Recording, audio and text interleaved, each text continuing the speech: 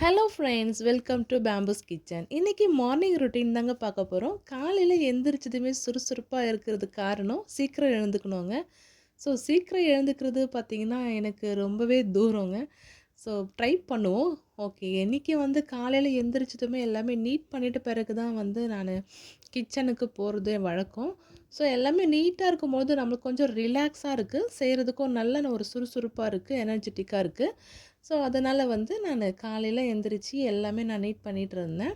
So இன்றைக்கி வந்து பார்த்திங்கன்னா செடிங்கெல்லாம் ட்ரையாக இருந்ததுங்க. நான் ஊருக்கு போயிட்டு 1 வாரம் ஆச்சுங்களா, வந்து தண்ணி ஊற்றவே இல்லை, அதுவும் நான் கண்டுக்கல, ட்ரையாகவே இருந்தது. ஸோ தண்ணி எல்லாமே ஊற்றிட்டு எல்லாமே டஸ்ட்டாக இருந்து தொடச்சிட்டு இருந்தேன். ஸோ ஸ்ட்ரீட் பக்கத்தில் வீடு இருக்கிறதுனால அடிக்கடிக்கு நம்ம க்ளீன் பண்ணாலுமே டஸ்ட் ஆகிடுதுங்க.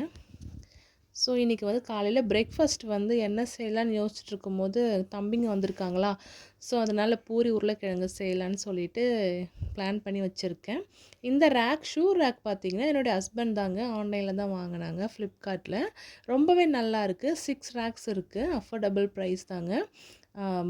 3700 சம்திங் வந்ததுங்க. ரொம்பவே நல்லா இருக்குது.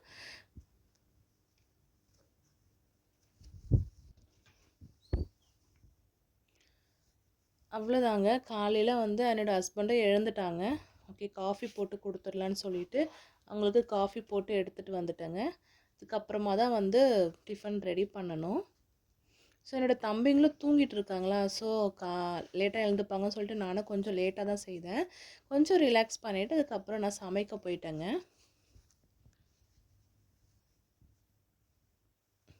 பூரிக்கு வந்து நம்ம மாவு பிசையும் போது வந்து ரொம்பவே வந்து லூஸாக இருக்கக்கூடாது, மாவு கொஞ்சம் டைட்டாக இருக்கணும். அப்போ தான் வந்து பூரி நல்லா மேலே எலும்பி வரும். ஒரு சிலர்லாம் சொல்லுவாங்க, எனக்கு பூரி சரியாகவே வரமாட்டேங்குது, ஓட்டை வடை மாதிரி வருது, அப்பளம் மாதிரி வருதுன்னு சொல்லிட்டு. ஸோ நீங்கள் மாவு பிசைறதுல தான் இருக்குதுங்க. ஸோ அந்த மாவு நீங்கள் பூரிக்கு எடுக்கும்போது மாவு குட்டி உருண்டையாக எடுத்துக்கோங்க. அப்போ தான் மாவு அது பூரி வந்து நமக்கு ஒரு மீடியம் சைஸாக வரும், இல்லைன்னா சப்பாத்தி மாதிரி பெருசாக வந்துடும் நமக்கு. ஸோ நீங்கள் வந்து குவான்டிட்டி பார்த்தீங்கன்னா கொஞ்சமாக எடுத்துக்கோங்க பூரிக்கு.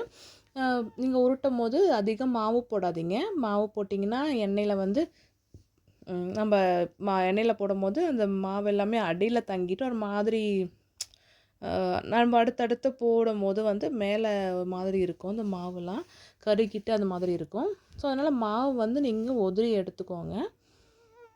அப்போ தான் நமக்கு வந்து எண்ணெயும் வந்து நல்லா சுத்தமாக இருக்கும்.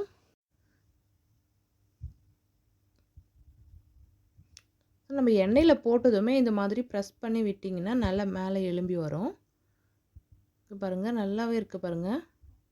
ஸோ இது மாதிரி வரணுன்னா நான் சொன்ன டிப்ஸை நீங்கள் ஃபாலோ பண்ணி செய்து பாருங்கள்.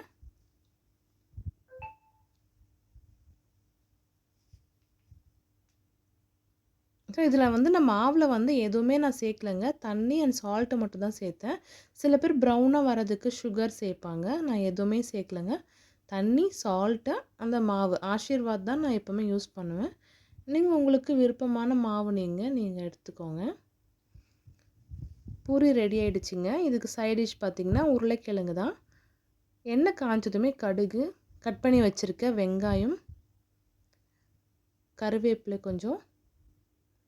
இதுக்கு மெயின் ஃப்ளேவர் என்னன்னு பார்த்தீங்கன்னா பச்சை மிளகாய் தாங்க, அதை வந்து கீறி போட்டுக்கோங்க. ரொம்ப சிம்பிளாக குயிக்காக செய்யக்கூடிய இந்த உருளைக்கிழங்கு வந்து நீங்கள் கண்டிப்பாக ட்ரை பண்ணி பாருங்கள். ஸோ வெங்காயம் நல்லா வதங்கினதுமே நான் வந்து உருளைக்கிழங்கு வேக வச்சு மசிச்சு வச்சுருக்கேன். இப்போ கொஞ்சமாக மஞ்சத்தூள் சேர்த்துக்கலாங்க.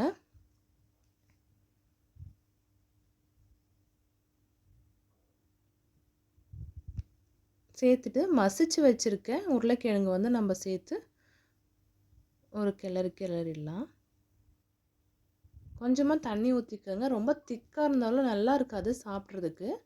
கொஞ்சம் தண்ணி ஊற்றிட்டு நீங்கள் கொஞ்சம் நேரம் வந்து கொதிக்க விட்டுருங்க, போதும். இப்போ தேவையான அளவு சால்ட் ஆட் பண்ணி மிக்ஸ் பண்ணிடலாம். கடைசியாக கொத்தமல்லி சேர்த்துக்கலாம். அவ்வளோதாங்க, உருளைக்கிழங்கு ரெடி ஆகிடுச்சு. ஸோ கண்டிப்பாக உங்கள் வீட்டில் ட்ரை பண்ணி பாருங்கள். ட்ரை பண்ணி பார்த்துட்டு எனக்கு நீங்கள் கமெண்ட் பண்ணிக்கோங்க. ஸோ என்னுடைய சேனலை நீங்கள் ஃபர்ஸ்ட் டைம் பார்க்குறதா இருந்தால் மறக்காமல் சப்ஸ்கிரைப் பண்ணிக்கோங்க, லைக் பண்ணிக்கோங்க, ஷேர் பண்ணிக்கோங்க. நெக்ஸ்ட் வீடியோல உங்கள சந்திக்கிறேன். பாய்.